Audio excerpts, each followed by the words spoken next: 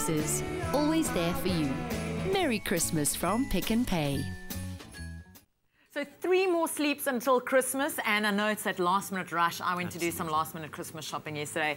Everywhere is crazy, and you know what? A lot of people forget something, and it's often the Christmas pudding. Absolutely. So Michael Olivier has the solution for us in something called a last-minute Christmas pudding. Absolutely. Michael, what are the ingredients we need for this? Well, there's some traditional things. There's glacé cherries, there's mixed peel, there's some lovely raisins, sultanas, almonds, currants, and some spices, some brandy, and some black beer and eggs. Black beer? Can you leave that out? You can, then, you know. What is black beer? Well, it's a a stout, a milk stout. Milk stout. Yeah. Okay, let's start, because I want to give you the history about this Christmas pudding. Well, the first thing we need to do is to prepare the bowl, and that's quite simple. Just brush some oil on the bottom, put our sheet of paper at the kitchen bottom. paper down. There we go. And then we'll just brush over that as well. And then just up the sides, just so that nothing sticks. If you've got that cooking spray, you can use that as well. So this is a recipe that actually dates back to 1424 in England. Yeah. And you had an interesting story about it being banned. Yes, Oliver Cromwell banned it when he executed the king and became the Lord Protector. Yes. And it wasn't until the restoration of the monarchy some years later that the Christmas pudding was allowed again. But Christmas pudding then actually had meat in it. Oh, that's very interesting. Yeah. Is it something that a lot of South Africans make? I think so.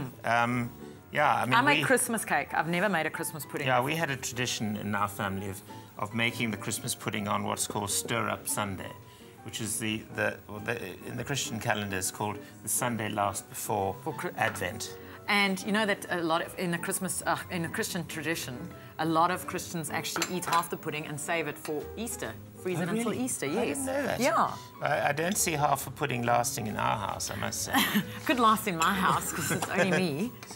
Right, so what we do is we'll get all the fruit together and the nuts. While you're doing that, if you'd like the ingredients sent to your mobile phone, our word today is, guess what it is, Michael? It's got to be pudding. It is pudding to 33728, PUDDING. SMS that, and you're going to get this ingredients list sent straight to your mobile phone. You can go straight to your nearest Pick n Pay with the list on your phone, and you won't forget to buy anything. There are quite a lot of ingredients in this pudding.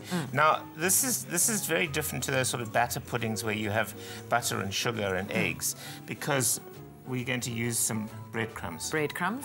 And these are just fresh breadcrumbs, which I've just popped through a blender. Did you just put it in the blender? Yeah. Just, I found that 2 slices at a time worked. How many slices is in here? Well, it's on the recipe. It's actually a weight on the recipe. Yes. It's 375 grams. There we go. And here we have. What is this? Because I thought it was white cheese. Okay, this is vegetable fat. Normally, traditionally in a Christmas pudding, one uses suet. Suet is the fat from around the kidney. And we wanted to keep things sort of vegetarian. I was just going to say, this is ideal for vegetarians. Absolutely. So we use vegetable fat. I also find that we were talking about this yesterday with Juliet, a friend of ours, and if you use suet, it's fine. It's very traditional, but your pudding's always got that sort of suety taste to it, which is not that pleasant. This looks very easy to make. It is. It's dead easy to make. Dealing with the vegetable fat is not that easy. You grated that this morning. Yes, I saw did. when you came in. Yes, simply because it's easier to combine. But it does, as you can see, it does. Would you like to crack the eggs in the meantime? I would like to crack the eggs. Let's crack them straight into that bowl. All 4? All 4? 4 eggs. Yep. Now what I'm going to do is I'm going to add the spices here. And the recipe gives a variety of spices, but in fact I'm actually just using some mixed spice here. Just depends on how you feel. If you like more cinnamon or more ginger, then just simply... Oh, add more cinnamon. I love cinnamon. Yeah, cinnamon's good. And you can give those a whisk. And cinnamon is good for your digestive system. Yeah, it's such a lovely thing to use. Ooh. And I love the smell. Right. Now what we'll do is we'll put some brandy in there. But you can use something else? Yeah, I would just use prune juice or something if you, and then we've got some black beer here. Black beer? Yeah, this is like milk stout. You could use? Yeah, prune juice, cranberry juice, any sort of fruit juice. Right. And then you can bung that in there. Just throw it? Just in, yeah, just pour it in. There we go. And then all you do is you just mix the whole lot, together. And then what I then do is to pop it into the bowl here, and then steam it. Now it does need steaming for a long time. It needs to be steamed for at least 7 hours or so. So this is something you could do the morning, early. What I did was I actually made a pudding last night, which I'll show you now, and I steamed it for 3.5 hours. So what we'll do then on Christmas morning is simply to steam it. So what would you put it back in the fridge?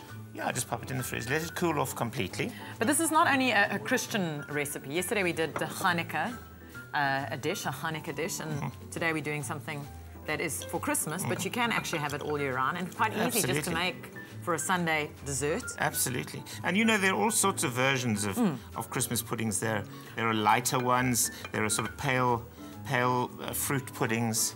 We've actually asked the question on Facebook today, what do you do with your Christmas pudding? How do you make your Christmas pudding? Have you made it, and how do you serve it? Let us know on eXpresso Morning Show SABC3. Of course, now the thing is with serving your Christmas pudding, you need to serve it with something like brandy butter. If you don't want brandy butter, then you can use rum.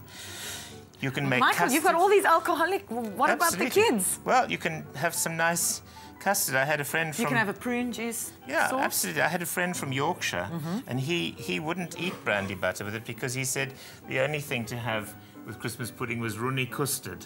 Runny custard? So there we are. I say homemade custard.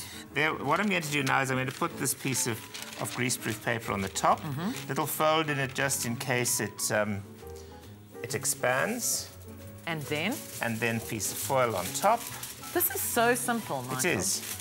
Now, what you can do is you can tie this on with string if you like. Or a little bit of a Christmas rope. Yeah, but I just think it's just so easy just to fold it around like that. Yes. Then what you do is, what I've taken here is this is just a piece of newspaper, which I've wrapped up in foil, and you put that on the bottom of the pot that you're going to steam it in, so that the heat doesn't hit directly the bottom of So you don't put water in your pot? Yes, you do. Oh, you absolutely. put water in? Yeah. Okay. So then you pop that in. Yes. Okay, we're running out of time, and so then I'm you going very to... carefully pour your water around, put the lid on, and then away you go. And just watch very carefully that you because there's a lot of steam when you open it as well. And then this is the pudding. This is sort of half done, but you can see it's quite nice and firm. And you just turn it out and serve it. Well, try this at home and let us know. And if you'd like the ingredients list, the word today is pudding. 33728 is the number to SMS it to, and you'll get this ingredients list sent right away to your mobile phone. Darling, it was great cooking with you this morning. And happy Christmas to all our viewers too. Yes, and a blessed festive season to everyone. And all the best for the new year. Thank you. Michael, thanks so much. I'm taking this home. I'm going to put it in my oven. We're going to take a quick break, and we'll catch up with you after the break. Stay with eXpresso and SABC3.